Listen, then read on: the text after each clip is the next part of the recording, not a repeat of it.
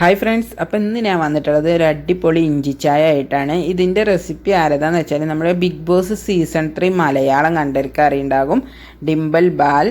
അപ്പോൾ ഡിംബലിൻ്റെ ഇഞ്ചി ചായ ആയിട്ടാണ് വന്നിട്ടുള്ളത്. അപ്പോൾ അതെങ്ങനെ ഉണ്ടാക്കാൻ നോക്കാം.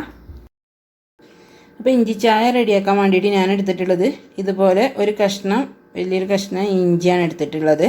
അപ്പോൾ ഇഞ്ചിയൊക്കെ നമ്മുടെ ടേസ്റ്റിനനുസരിച്ച് ഇടുക, ഓരോരുത്തർക്ക് ഇഷ്ടത്തിനനുസരിച്ച്. അപ്പം ഞാൻ ഇവിടുത്തെ ഇഞ്ചി കാണാൻ വലിപ്പം ഉണ്ടാവുള്ളൂ, പക്ഷെ നമ്മുടെ നാട്ടിലത്തെ ഇഞ്ചിൻ്റെ അത്ര അങ്ങോട്ട് ഫ്ലേവർ ഉണ്ടാവില്ല. നമുക്കിത് ചതച്ചെടുക്കണം.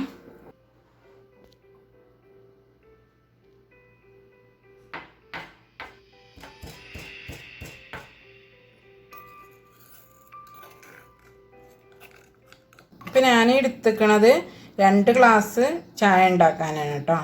2 ആൾക്കാർക്ക് ഉണ്ടാക്കാനുള്ളതാണ്.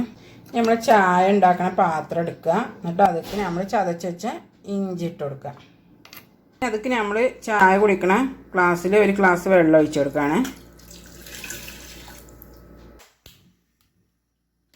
ഈ വെള്ളം നമുക്ക് നല്ലോണം തിളപ്പിച്ചെടുക്കാം, ഈ ഇഞ്ചിയും വെള്ളം കൂടെ.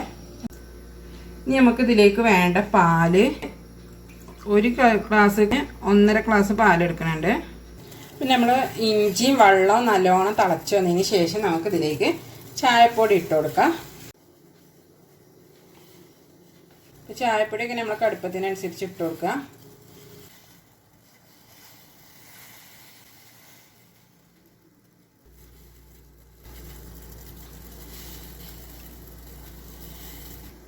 ഇനി നമുക്കിതിലേക്ക് പാലൊഴിച്ച് കൊടുക്കാം.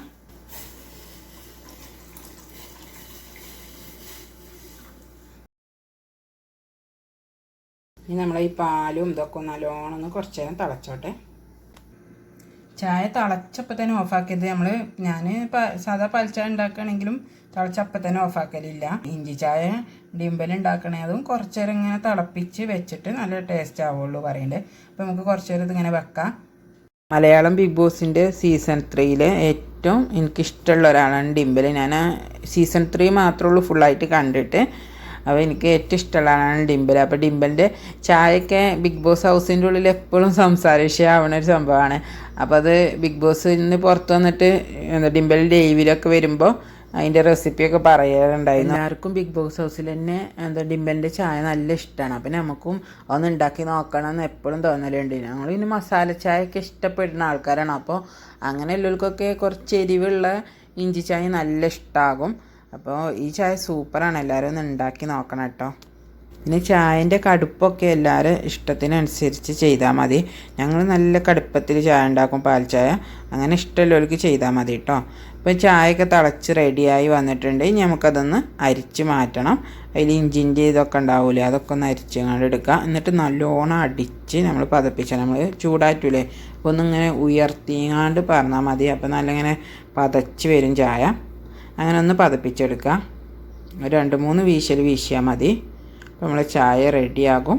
പിന്നെ ചായക്ക് ഒന്നായിട്ട് മധുരം ഇടാത്തത്, ഇവിടെ ഒരാൾ മധുരം കുടിക്കുന്ന ആളും ഒരാൾ മധുരം കുടിക്കാത്ത ആളുമാണ്, അതുകൊണ്ടാണ്. അപ്പോൾ നിങ്ങളുടെ ഇഷ്ടത്തിനനുസരിച്ച് നമ്മൾ ഓരോരുത്തരുടെ മധുരത്തിനനുസരിച്ച് മധുരം ഇട്ട് കൊടുത്താൽ മതി, ഗ്ലാസ്സൊക്കെ എടുത്തിട്ട്. നിങ്ങളൊക്കെ ഡിംബലിൻ്റെ ചായ ഒന്ന് ഉണ്ടാക്കി നോക്കുക, എന്തായാലും നിങ്ങൾക്ക് ഇഷ്ടമാകും. അപ്പോൾ ഈ വീഡിയോ ഇഷ്ടമായിട്ടുണ്ടെങ്കിൽ ലൈക്ക് ചെയ്യുക, നിങ്ങളുടെ അഭിപ്രായങ്ങൾ കമൻറ്റ് ചെയ്യുക. സബ്സ്ക്രൈബ് ചെയ്യാതെ കാണുന്നവരാണെങ്കിൽ ഒന്ന് സബ്സ്ക്രൈബ് കൂടെ ചെയ്യാം കേട്ടോ.